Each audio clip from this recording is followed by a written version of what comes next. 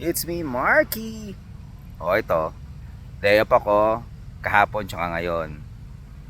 Then ngayon, sakto, meron akong follow-up check-up sa ophthalmologist ko. 'Di ba?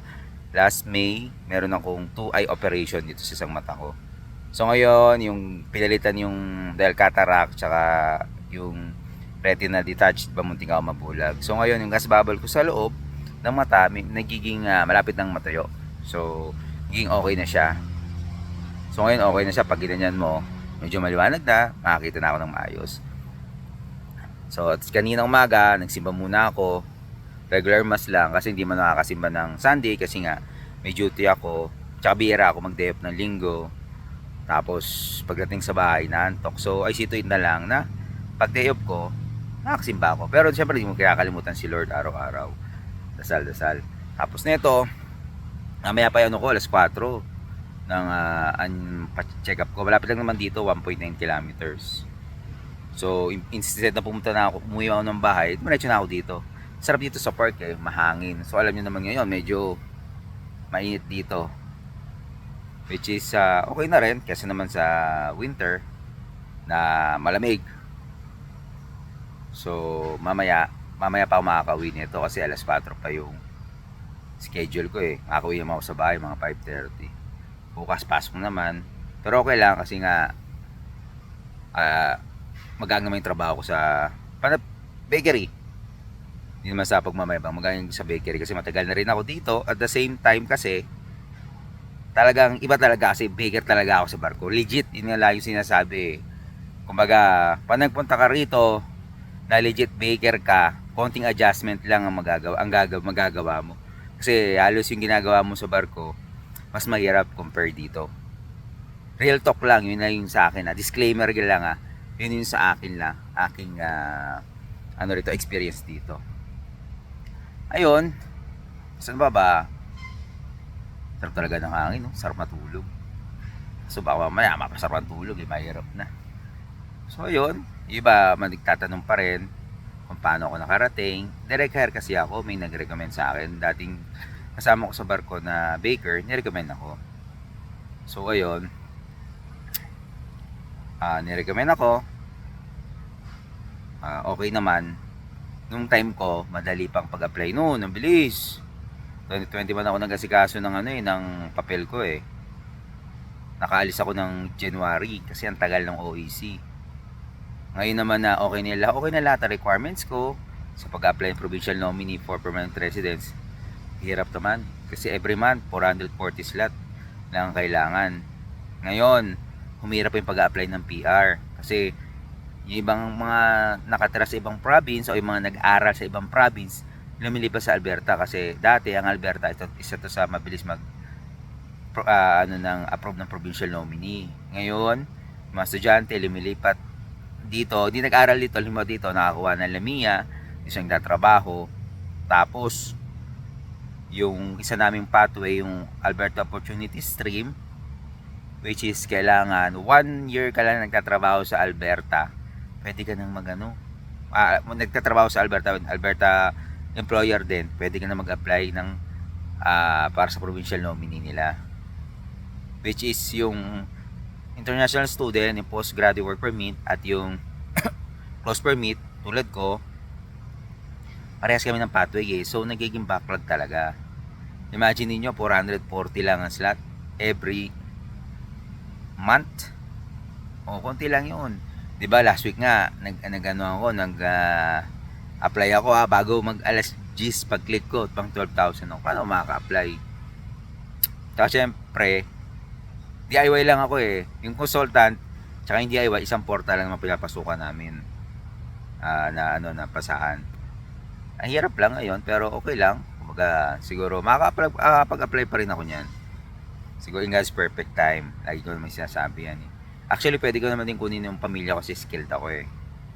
Yun nga lang talaga budget. Siyempre pagdating dito, laki ng pagbabago niyan. Dating uupa lang akong 500. Ngayon, kasama kinuha ko sila, siyempre mga 1.5, mga 1.2. Yun. Tapos isa lang ang trabaho ko. Yun din ang naano ko na kailangan sana makapag-open permit na rin ako. Di ba? Bawal pa ako mag double job kasi nga close permit ako dun sa employer ko. Tapos, pag nahuli ako ng immigration, syempre, hindi natin alam, baka may magsumbong.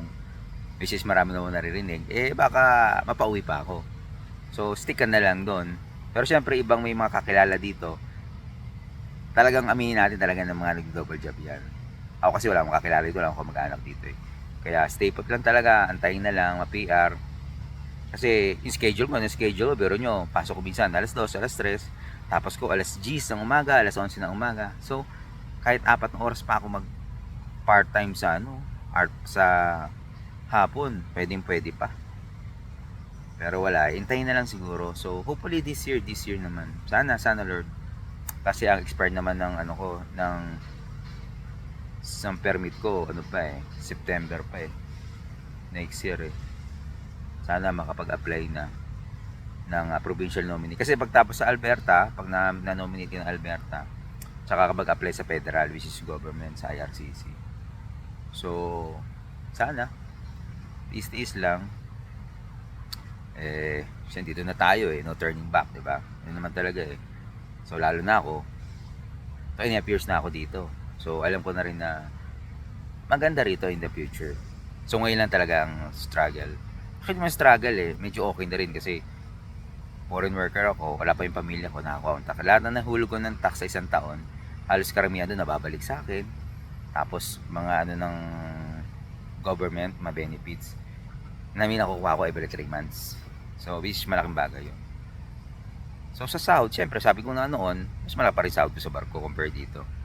Pero as of now lang. Pero pag yung permanent residence ka kasi, pwede nang yun. Matataasan mo yun kasi nga, pag permanent residence ka, pwede ka mag-aral eh. Mulang sa gobyerno. Mag-upgrade ka ng skill mo. So, pag nag-upgrade ka ng skill mo, or maghanap ka ng ibang, mag-aaral ka ng ibang skill, ibang course, skill, maganda, makakataas yung sahod mo. O kaya sa amin sa Baker, tulad ko Baker, pwede kami mag-exam na Red Seal. Pag may Red Seal ka, mataas ang per hora mo nun. Then, sa other part ng Canada, pwede ka trabaho, mas mataas yung per hora mo. So far, may mga plano na rin naman ako. Siyempre, na rin naman ako eh. I'm looking ahead din naman na dito na mag-settle. Pero sana. Yung sahod, diba?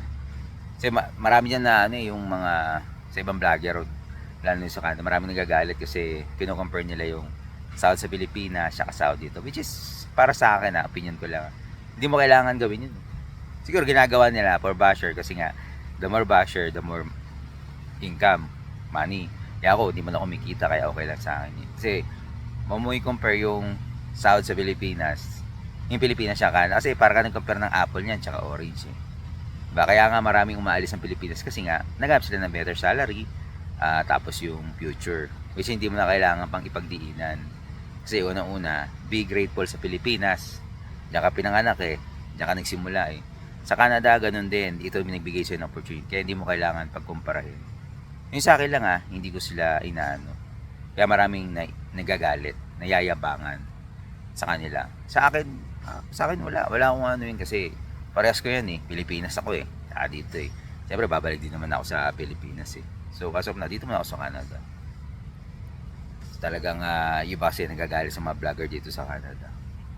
Kasi compare sila na compare. Pero siyempre, iba nga, siyempre, totoo naman yun eh. Malaking sahod mo rito. Siyempre, cost of living, well, kahit saan naman talaga. Siyempre, yung panggastos mo rito. Yung tax mo, sabi ko, iba mataas. Ay sa Canada, iba-iba yung rate ng tax. Sa Alberta, 5%. Sa ibang part, 13%.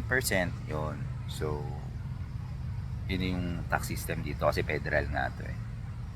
Ano pa ba? Yun lang naman na marami lang nagagalit dun sa pagko-compare, which is hindi naman dapat. So, discarded nila yun eh. Pero sa akin, hindi ko gagawin yun. Kasi kawawa yung Pilipinas eh.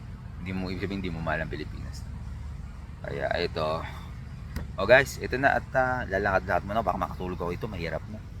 Wala yung kaibigan kung rito eh, squirrel. Tatago eh.